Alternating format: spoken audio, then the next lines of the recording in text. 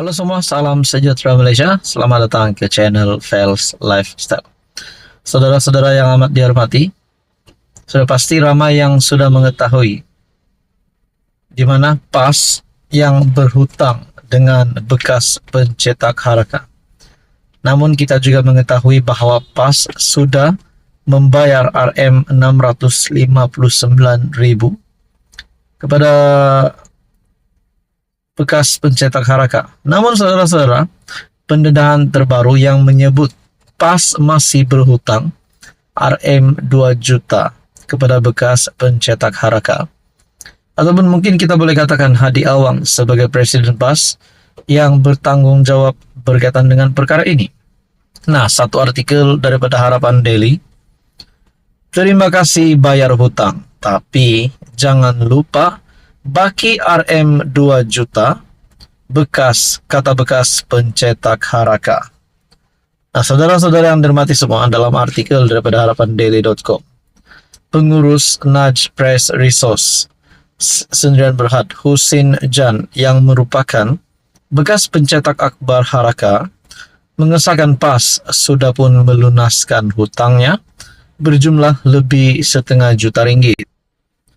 Ketika dihubungi Harapan Daily, Husin memberitahu hutang bernilai RM659.000 itu dibayar pada Isnin baru-baru ini ataupun Isnin pada 11 Mac lalu. Sambil mengucapkan terima kasih atas komitmen PAS melangsaikan hutang, Husin bagaimanapun mengingatkan parti itu agar tidak lupa dengan hutang yang berbaki RM2 juta itu.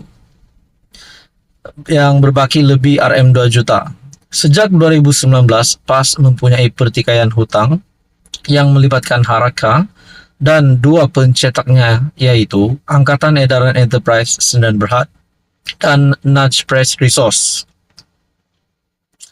Jumlah hutang dengan Angkatan Edaran dikatakan berjumlah lebih RM2 juta, namun syarikat itu telah diisytiharkan muflis. Bagaimanapun, pengurusan yang sama menubuhkan Naj Press Resource sebagai pengganti dan terus mencetak haraka ketika itu. Sebelum ini, semua hutang dari Angkatan Edaran dia, PAS, pernah bersetuju untuk dialihkan kepada Naj tapi masih belum dibayar. RM659.000 yang kita bawa ke mahkamah pun sebab mereka tak nak bayar. Terima kasihlah dah bayar, tapi pada masa sama jangan lupa baki lagi RM2 juta lebih itu. Kalau boleh bayarlah, kita ini orang Islam kan. Tak kiralah syarikat itu bankrupt ke tidak, hutang itu wajib bayar, katanya ketika dihubungi hari ini. Pada masa sama Husin berkata beliau sebenarnya gembira selepas hakim mengarahkan PAS membayar hutang Naj Press Resource kerana ia dapat membersihkan namanya yang selama ini dianggap sebagai kaki fitnah oleh penyokong PAS. Selama ini penyokong PAS anggap saya fitnah. Bila mahkamah suruh bayar, baru terbukti bahwa PAS tu betul-betul ada hutang dan saya pun tak memfitnah. Selama ini dia orang tak percaya, semua orang ingat saya ini pemfitnah. Sebelum ini orang cakap Husin Jan ni kaki fitnah. Benda ni walaupun berkait politik tapi kena natural lah. Kalau dia dah bayar kita, jangan cakap tak bayar. Tak betul lah, katanya lagi. Pada 2019, tular notis yang mendedahkan jumlah tunggakan hutang akbar rasmi PAS, yaitu haraka yang mencecah lebih RM3 juta. Nah, saudara-saudara, di dalam kenyataan ini, saya tertarik dengan kenyataan RM690.000 yang kita bawa ke mahkamah pun sebab mereka tak nak bayar. Jadi RM2 juta itu, persoalannya adakah PAS benar-benar akan melangsaikan RM2 juta itu atau tidak? Artikel daripada Harapan Daily pada 15 Mac. Apa komen Anda? Sekian saja, teruskan bersama di dalam channel ini untuk info yang seterusnya. Halo semua, salam sejahtera Malaysia. Selamat datang ke channel Fels Lifestyle. Info baru, info hangat disediakan di dalam channel ini. Terima kasih kepada Anda yang masih setia di dalam channel ini, dan kepada yang baru, Anda boleh melawat channel ini untuk mendapatkan isu-isu hangat politik dan isu semasa. Saudara-saudara, sebelum ini kita percaya SPRM sudah memberikan arahan kepada anak tun Dr. Mahathir untuk mengisytiharkan harta. Namun saudara-saudara, masih menjadi persoalan, seberapa kayakah anak Tun Dr. Mahathir Mohamad ini? Terbaru daripada Malaysia Kini, saya mendapat satu maklumat melalui artikel daripada Malaysia Kini. Kekayaan kontroversi Mirzan dan Mokzani. Mungkin ramai di kalangan 30 juta rakyat Malaysia yang tertanya-tanya seberapa kayakah anak Tun Dr. Mahathir dan juga Mahathir sendiri.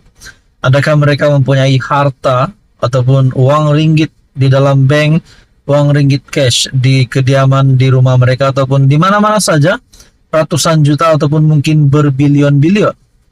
Itu menjadi persoalan, berapa jumlah itu. Dua anak lelaki bekas Perdana Menteri Dr. Mahathir Mohamad, Mirzan dan Mokzani, sedang disiasat oleh SPRM dan telah diarah mengisytiharkan harta mereka. Kedua-duanya diketahui aktif dalam dunia perniagaan dan terkenal mempunyai kekayaan yang besar. Tetapi bagaimana mereka meraih kekayaan dan berapa kekayaan sebenar mereka? Dalam siri Kini Guide ini, kami menyemak semula perkara yang diketahui umum tentang kekayaan mereka dan kontroversi yang pernah dikaitkan dengan mereka. Siapa Mirzan dan Mokzani? Mahathir dan isteri Dr. Siti Hasma mempunyai 4 anak kandung. Mirzan dan Mokzani adalah anak kedua dan ketiga masing-masing, dengan Marina sebagai anak sulung dan Mukriz anak bongsu daripada 4 mereka. Pasangan itu juga mempunyai 3 anak angkat, Melinda, Mazhar dan Maizura. Menurut Bloomberg dan laman web alumni University of Pennsylvania, Mirzan pernah bekerja untuk bank pelaburan yang berpangkalan di AS Salomon Brothers dan kini merupakan pengasas dan ketua pegawai eksekutif syarikat pegangan pelaburan dan penasihat kewangan Malaysia Crescent Capital Sdn Bhd. Dia memegang jawatan pengarah di beberapa syarikat awam dan swasta di Asia Tenggara, termasuk penapis minyak terbesar Filipina Petron dan pengeluar elektronik tempatan Betamax. Dia juga merupakan bekas Ketua Pegawai Eksekutif Konsortium Logistik Berhad ataupun KLB. Sementara itu, Forbes pernah menyenaraikan Mokzani sebagai antara orang terkaya Malaysia beberapa kali sejak 2007.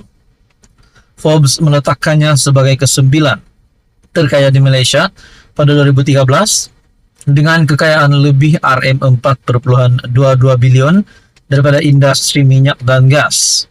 Dia mengasaskan fabrikasi peralatan minyak kencana petroleum yang kemudiannya menjadi Sapura Kencana Petroleum.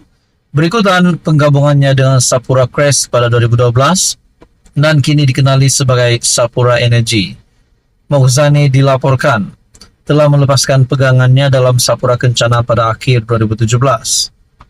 Perjalanan Mirzan pula pada 1990-an, Asia Week menilai pegangan Mirzan dalam syarikat awam sahaja melebihi AS 880 juta. Pencapaian utamanya di Malaysia selepas pulang dari AS adalah dalam konsortium perkapalan Berhad KPB, pendahulu KLB.